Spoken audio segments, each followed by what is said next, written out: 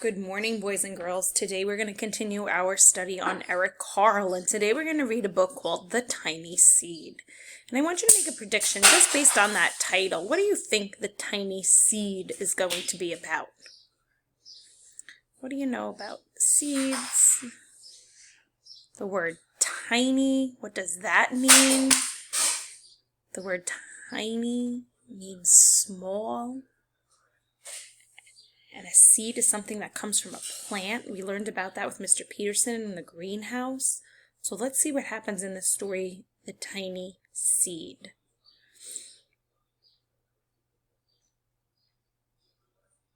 It is autumn. A strong wind is blowing.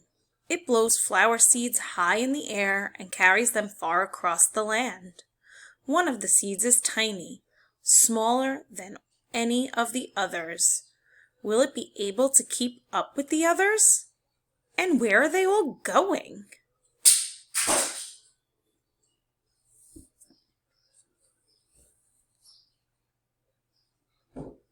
Where do you think the seeds are going? One of the seeds flies higher than the others. Up, up it goes. It flies too high, and the sun's hot rays burn it up.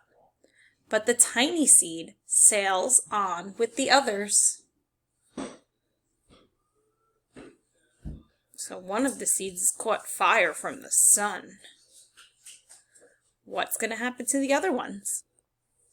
Another seed lands on a tall and icy mountain. The ice never melts, and the seed cannot grow. The rest of the seeds fly on, but the tiny seed does not go as fast as the others. So that's something we know about seeds. They can't grow in the ice. Now they fly over the ocean. One seed falls into the water and drowns. The others sail on with the wind, but the tiny seed does not go as high as the others.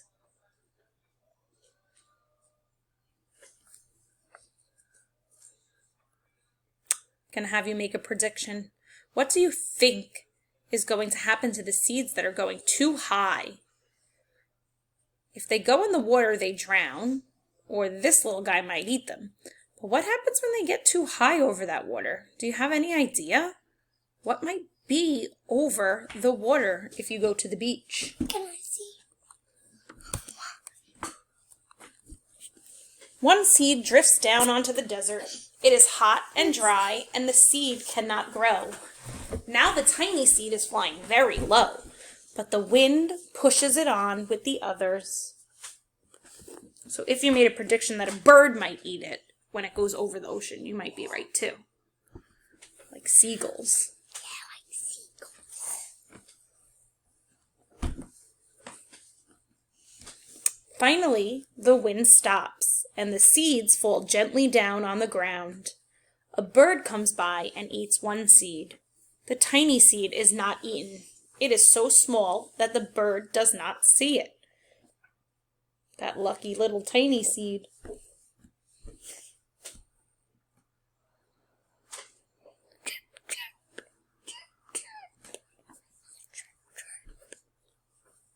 Now it is winter.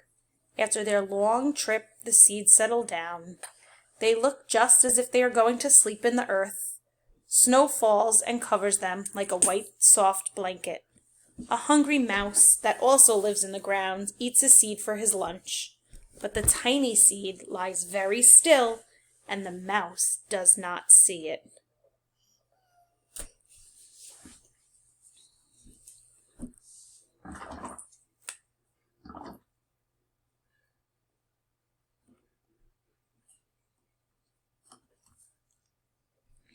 Now it is spring.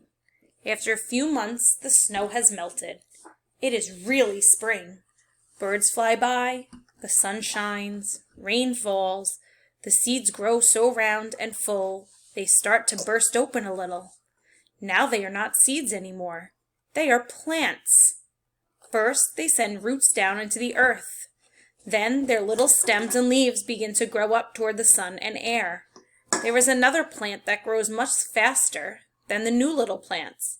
It is a big, fat weed, and it takes all the sunlight and the rain away from one of the small new plants, and that little plant dies. The tiny seed hasn't begun to grow yet. It will be too late. Hurry! But finally, it starts to grow into a plant. On this page, there was a lot of information about what you learned in science with Mr. Peterson, about how plants need sun and they need rain, and because that weed grows on top of it, the plant didn't get any sun, so it died. Let's see what happens to the tiny seed. It's finally starting to grow. What happened? What happened? The warm weather also brings the children out to play. They too have been waiting for the sun and springtime. One child doesn't see the plants as he runs along, and oh, he breaks one. Now it cannot grow anymore.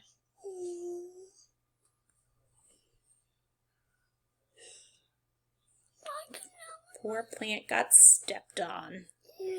What do we think's gonna happen to the tiny seed?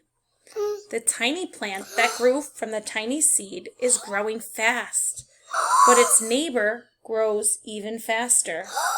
Before the tiny plant has 3 leaves, the other plant has 7.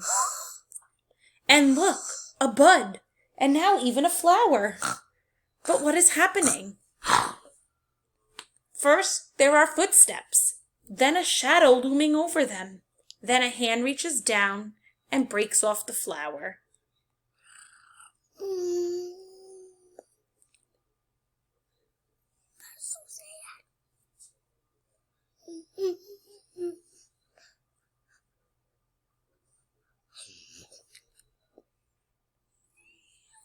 A boy has picked the flower to give to a friend.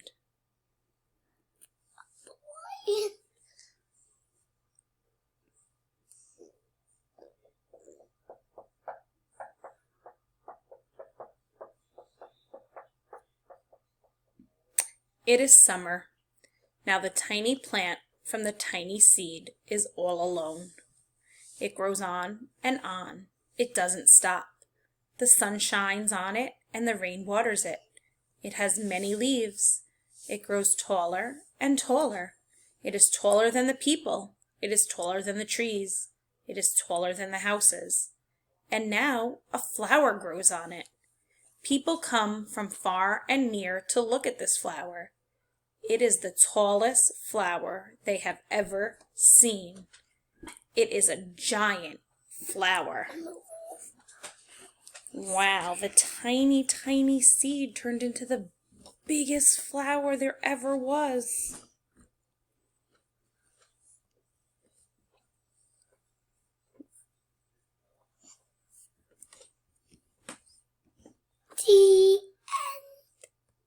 All summer long, the birds and bees and butterflies come visiting. They have never seen such a big and beautiful flower. Bees go chirp and the butterflies go chirp. Birds go chirp. Now it is autumn again. The days grow shorter, the nights grow cooler, and the wind carries yellow and red leaves past the flower.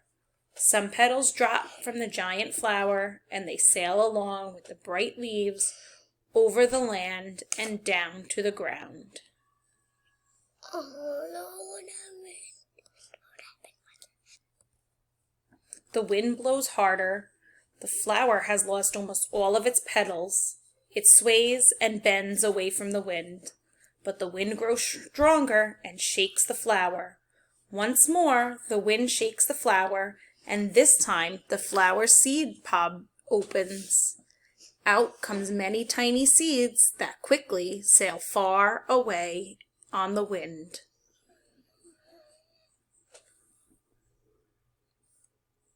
The end. The end. All right, boys and girls, so now your job today is going to be to retell the story, The Tiny Seed. And we can't cut and paste because we're not in school. So you're going to take these pieces on the side and you're going to drag it. What happened first, what happened next, then, and last. And you're going to put them in the correct order and think about what you know about how plants grow. How do plants start out? What did you do first when you planted with Mr. Peterson? And what did you do next? And then, and last. And think about the story. So what is the first thing that happens in the story? The tiny seed made it safely into the dirt. The seed grew into a giant flower. The seeds move with the wind. Or tiny seeds come out from the flower. So you're going to pick what you think happened first, next, then, and last. And then we're going to work on text-to-self connections again. So connection with the tiny seed. In the story, the tiny seed had to work hard to become a beautiful flower. Write and draw about a time when you had to work really hard to do something. So think about something that might have taken you a little bit longer and you had to work harder at than maybe somebody else might have had to. So I want you to stop and think for a second. What is something you had to work hard for? So I'm going to write, I had to work hard at reading when I was a kid.